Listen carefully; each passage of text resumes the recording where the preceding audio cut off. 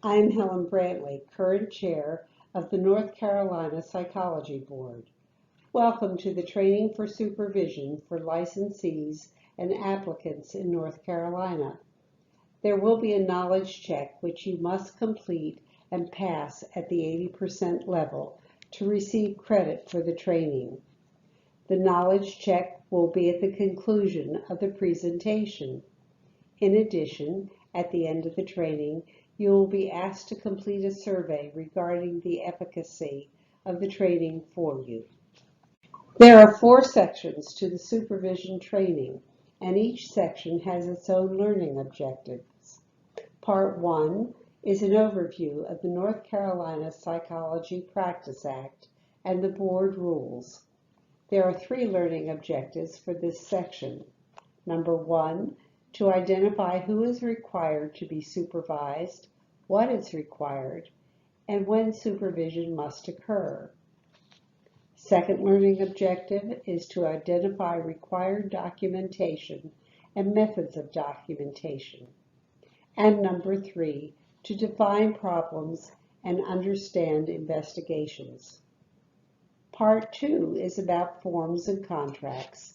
The 2 learning objectives for this section include: number 1, identifying specifics of the completion of contracts, and 2, defining when reports are necessary. Part 3 looks at factors which makes up high-quality supervision. The learning objectives for this section include defining different models of supervision, and 2, identifying ethical duties and challenges. Part 4 is a section on competence and self-care. The learning objectives for this section include identifying ethical principles and standards related to self-care and competence, and number 2, identifying 2 key strategies for incorporating self-care into supervision. Who are our presenters who have given so generously of their knowledge and time? Part 1 will be presented by Sandra Panico, attorney for the board, and Mark Davis, who is the staff psychologist and investigator for the board. Part 2 will be presented by Kayla Green, the board's administrative manager in charge of supervision forms and contracts. Parts 3 and 4 will be presented by Dr. Erica Wise, who has a long list of credentials, including having been chair of the board and of NCPA, and on multiple committees of APA. One of her areas of expertise is supervision, for which she has received several awards. We are particularly grateful to Dr. Wise for her dedication to this project.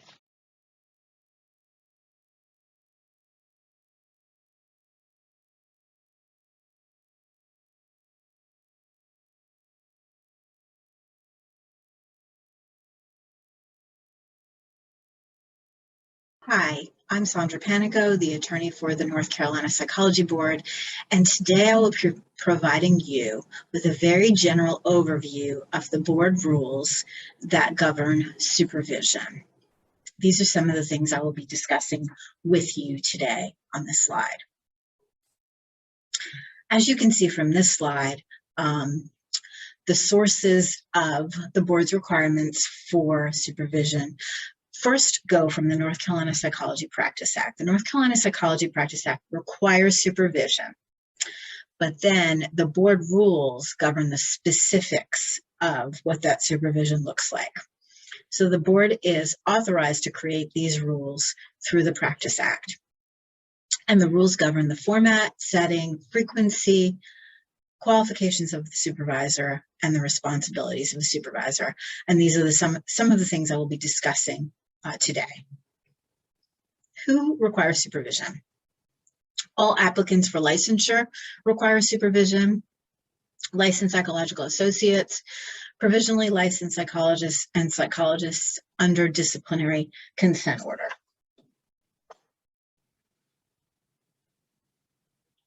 Who can supervise? As you can see from this slide, a licensed psychologist issued a permanent licensure by the board Any person who was in a psychology position with the state of North Carolina on December 31st, 1979, who is still so employed, a doctoral level licensed psychologist who is licensed in the jurisdiction where the supervisee is practicing psychology. So this is for out-of-state practice. And an LPA who is under level 3 supervision and a health services provider. And we'll discuss the levels of supervision later in this presentation. The board can disapprove a supervisor if there is documentation that the supervisor is not competent or qualified to supervise the supervisee, documentation that the supervisor has failed to adhere to legal or ethical standards, documentation that there is a lack of similarity in training, experience, and area of practice from the supervisor to the supervisee. So basically, again, the supervisor is not competent to supervise the supervisee. If the supervisor has any disciplinary or remedial action taken by this board or another board, that's another thing that would be considered by the board in determining whether a supervisor can supervise a supervisee. And finally, documentation that the supervisor has not completed this training. So these are the things the board can consider in whether to approve or disapprove a supervisor.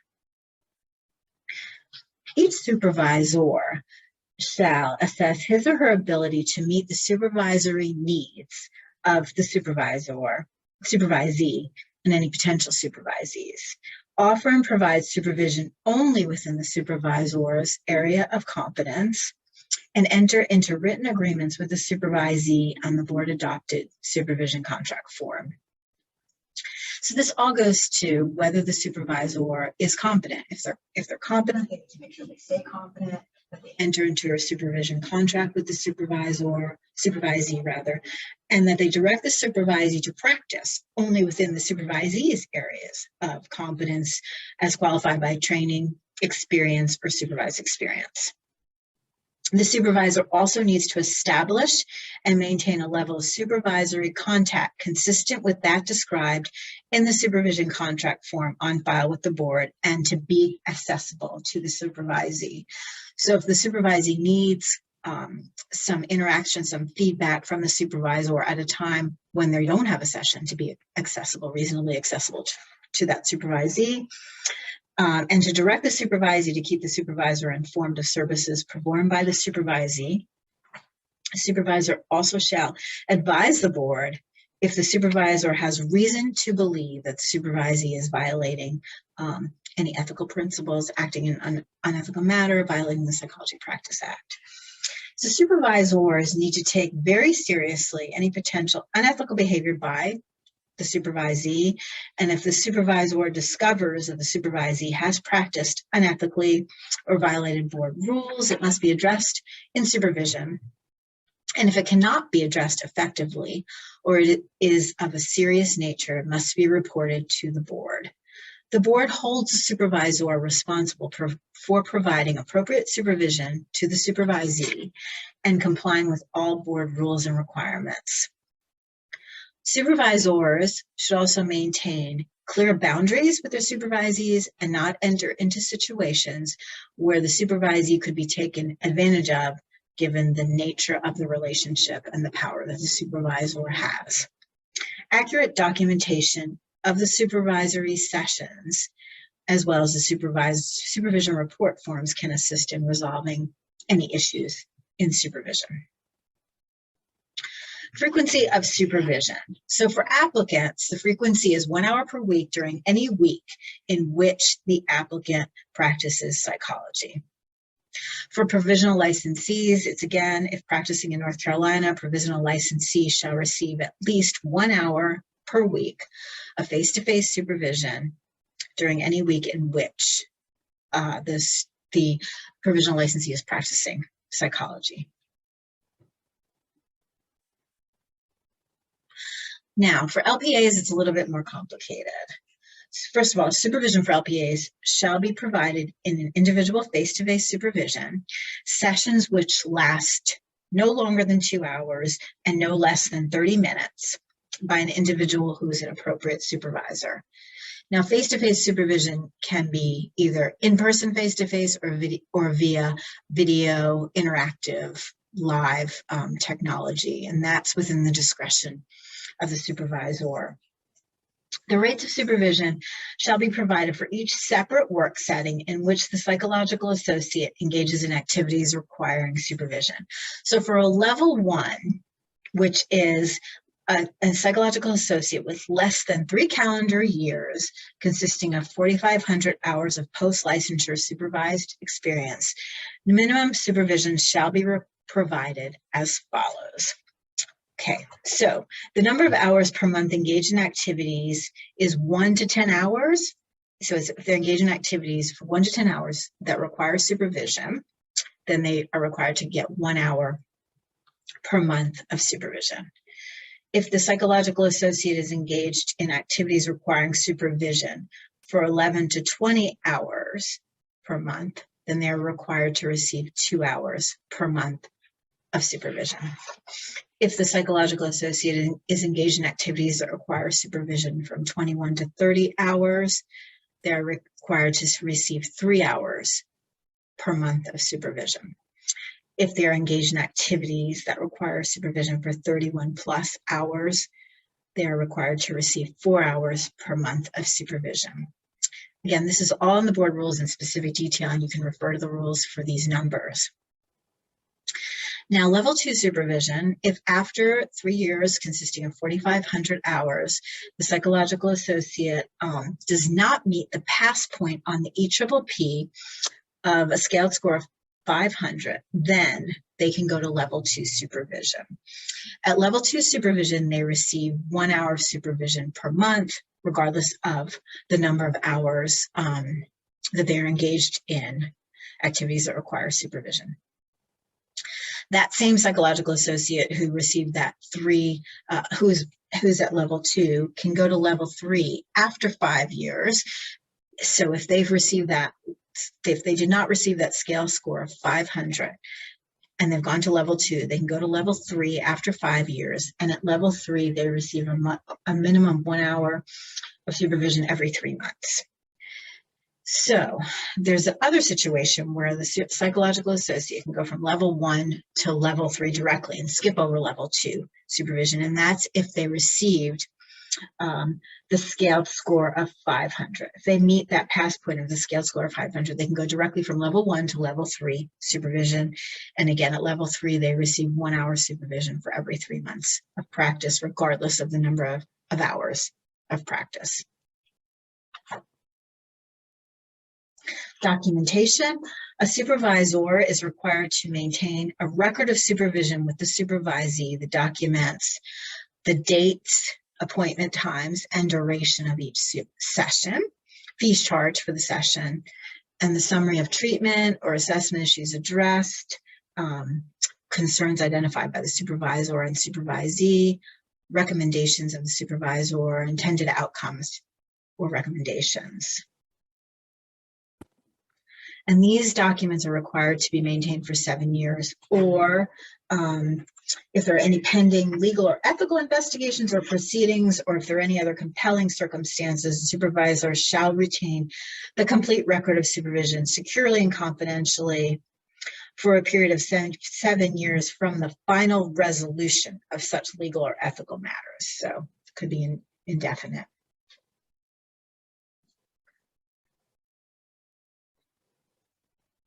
Generally, the supervisor and supervisee should not have any other personal or familiar relationships, except in extraordinary circumstances, such as lack of availability of any other qualified supervisor.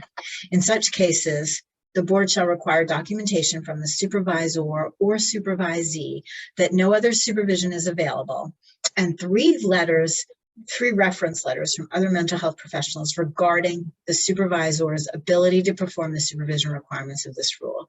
This is going to be an extremely rare exception, especially now that supervision can be conducted virtually, remotely, live. It's going to be a very rare situation, if ever, that this would happen. Methods of supervision, as I've already discussed. Methods of supervision.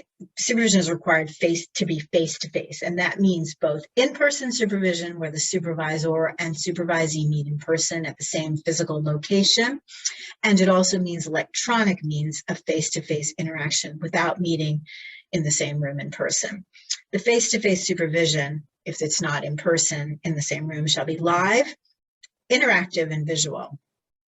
Video or other technology may be used, so long as it is real time and involves verbal and visual interaction for the entire session.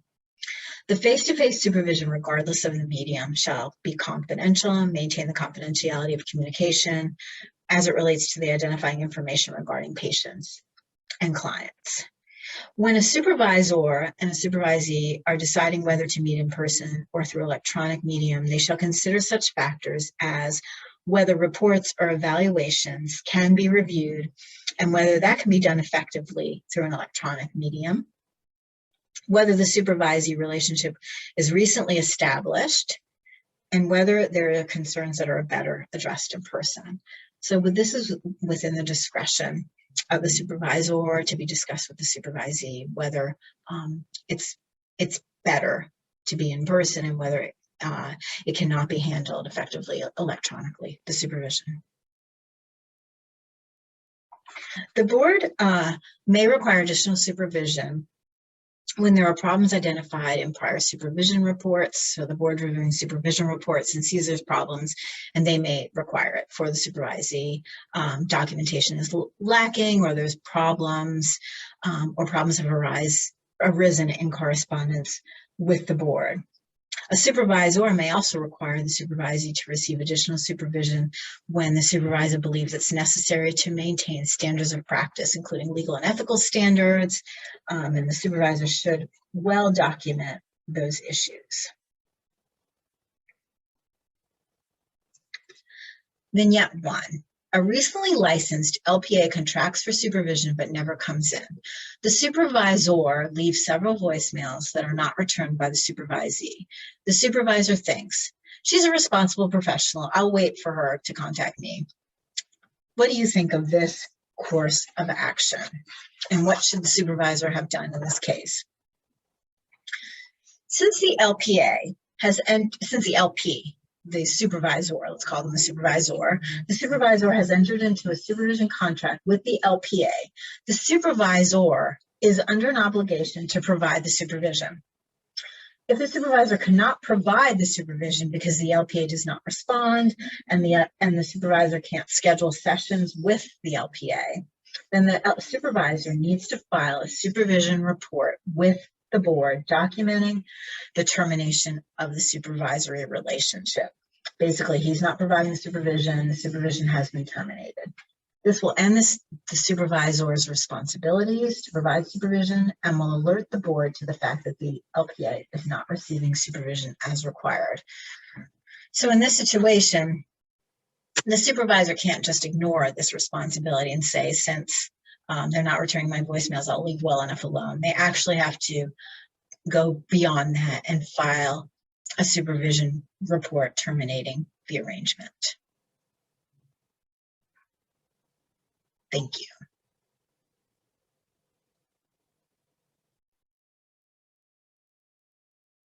My name is Mark Davis. I'm the staff psychologist and investigator for the North Carolina Psychology Board.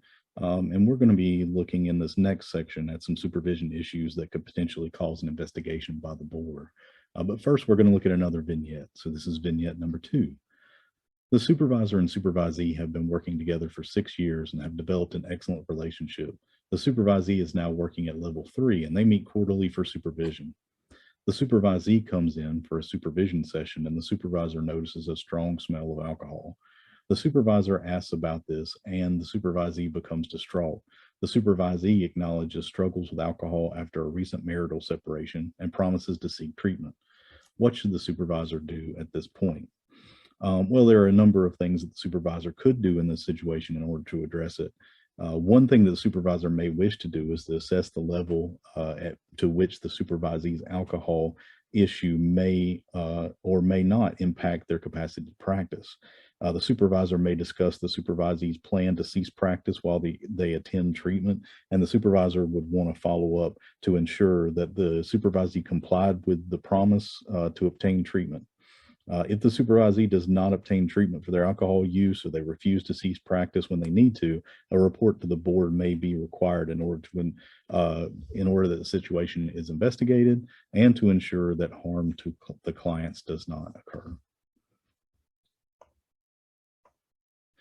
So some common problems that may initiate an investigation. There are a number of things that supervisors should be aware of that could result in investigation by the board. Investigations are common if there are issues with a supervision report, such as the reported hours being inaccurate or other discrepancies in the report itself. Additionally, supervisors are often interviewed to obtain additional information if they awarded low ratings for their supervisee on the supervision report.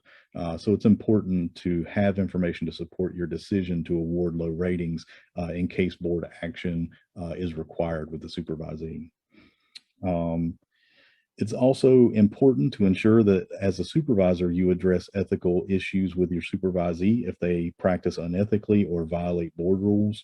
If these issues cannot be addressed informally as part of the supervision process, or there is significant harm due to the supervisee's actions, these must be reported to the board for investigation. If you, as a supervisor, fail to address and/or report those issues to the board, this could also result in its own investigation for potentially failing to follow through with your responsibilities as a supervisor. Additionally, if supervisees indicate that you, as the supervisor, provided unethical or inappropriate supervision or supervision that does not comply with the board's requirements, or that they feel they were taken advantage of in some way in that supervisory relationship, this may result in an investigation as well. So problems that can also occur related to billing or co-signing documentation for your supervisee's services. All services by an LPA should be billed under that LPA's name. Billing these services under the supervisor's name is typically considered fraud by most insurance companies and by the board. Additionally, co-signing of LPA's documentation is not required by the board. If your employer or agency requires such co-signing, it should be clear that the LPA was the one who provided the service in question. Co-signing, when required, means that the supervision has reviewed all the data and its interpretation in any report of a psychological evaluation and has read all progress notes.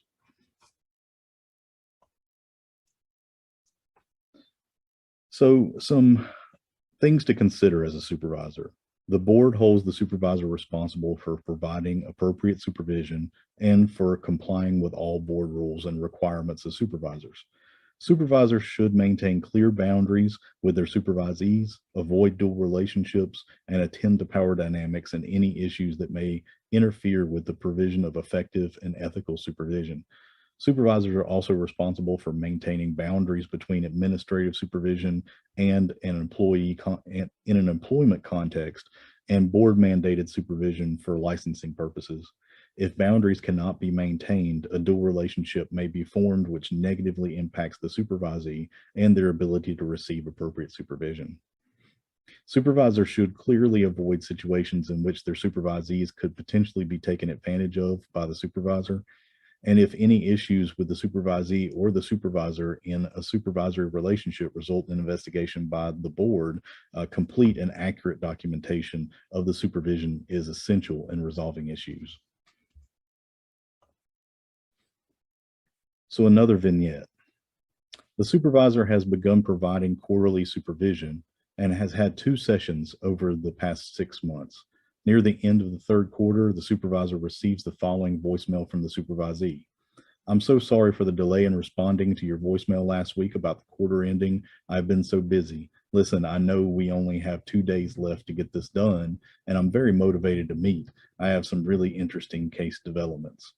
Unfortunately, I do need to do some traveling for some very urgent family matters, so would you mind doing our session by phone while I'm driving?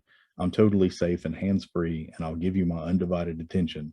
Let me know a good time tomorrow while I'm on the road, and we'll get this done right in time for the board rules. Thanks, bye. So number 1, is this consistent with board supervision rules? And number 2, how should the supervisee proceed? So for number one, is this consistent with the board supervision rules? No. According to 21 NCAC 54.2005, the board's rules, supervision must occur face-to-face, and that's in quotes, and would not be allowed via phone.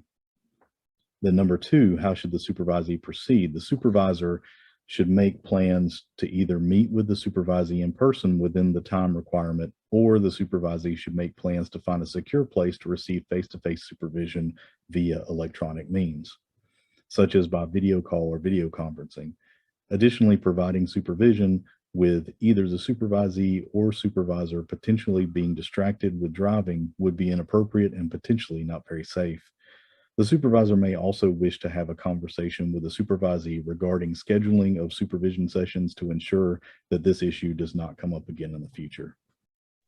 This is the end of part one of the training.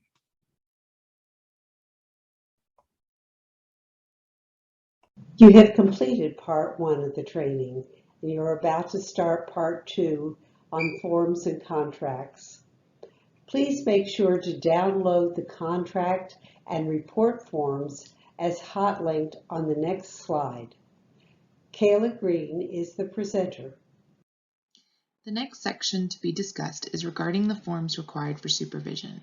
Before going any further in the presentation, make sure you have gone to the board's website under the Supervision tab and download the current supervision contract form and report form. Please note that both of these forms have been updated as of September 2021 and changes have been made. First, we'll discuss supervision contracts. Supervision contracts are required to be submitted within 30 days of making application, offering to practice, whenever there is a change of employment or whenever there is a change in supervisors or supervision hours. Both the supervisor and the supervisee have responsibilities in completing the contract form. A contract is required to be on file at all times and must cover the supervisee's current activities. This is a requirement regardless of the employment setting or activities in which the supervisee may or may not be engaged. For example, unemployment, retirement, practicing out of state, or working in another field.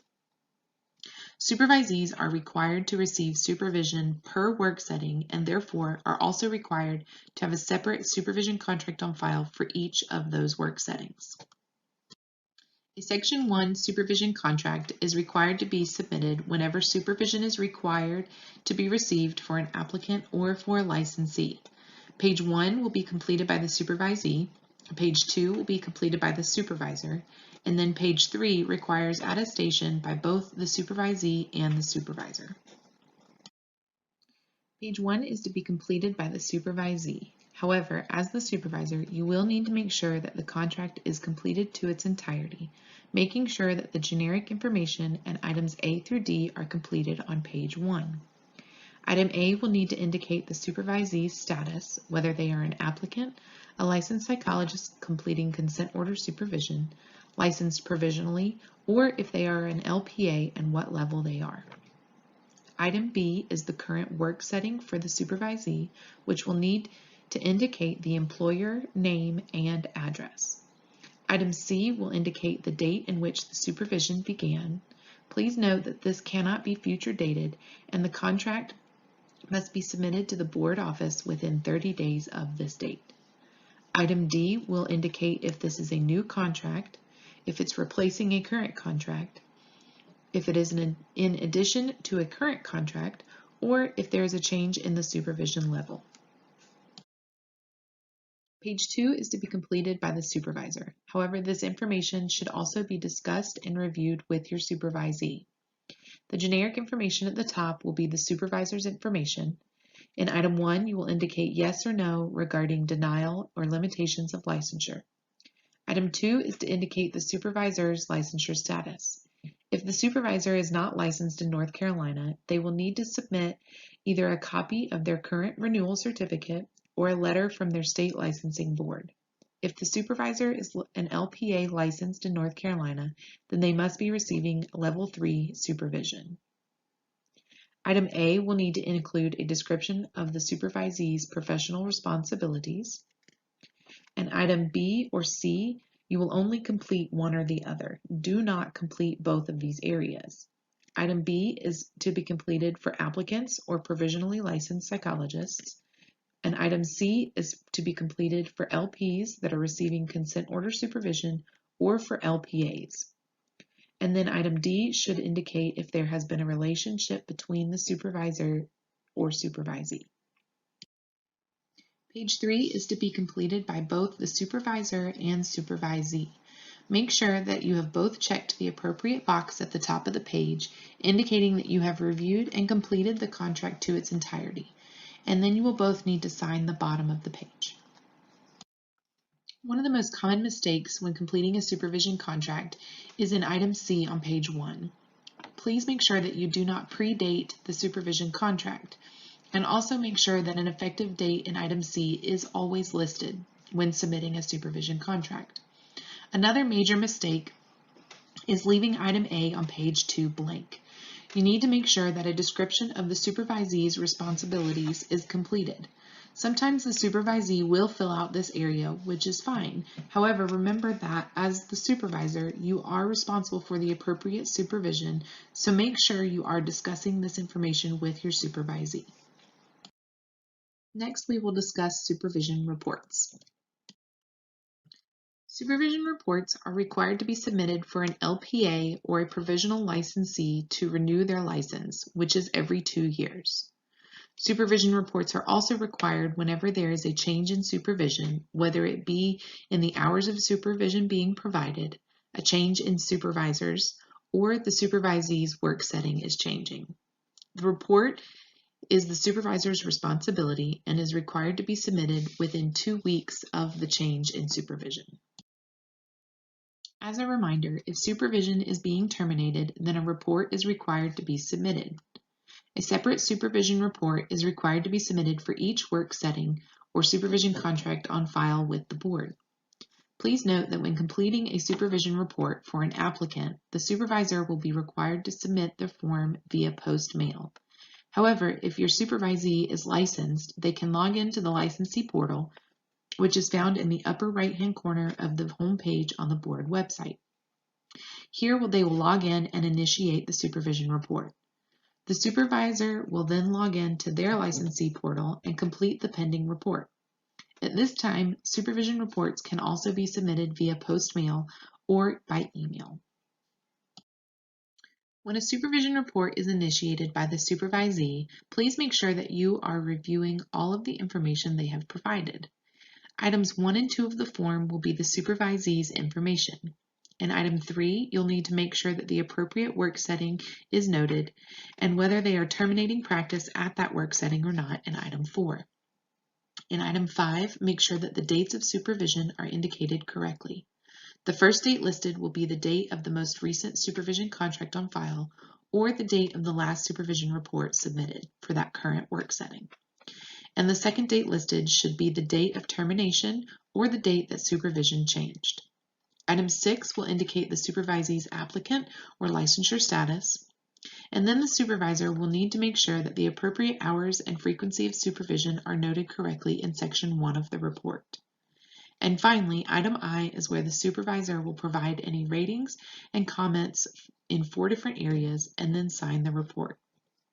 If supervision was not provided for the dates indicated in item 5, please indicate zeros in items D through H and do not provide any ratings. If ratings provided are below average, written comments are required to be submitted with the supervision report. Section 2 is to only be completed by a supervisee if they have a Section 2 supervision contract on file and do not require supervision. If there are any questions regarding how to complete the supervision contract form or the supervision report form, please feel free to contact board staff via email at info@nccpsychologyboard.org.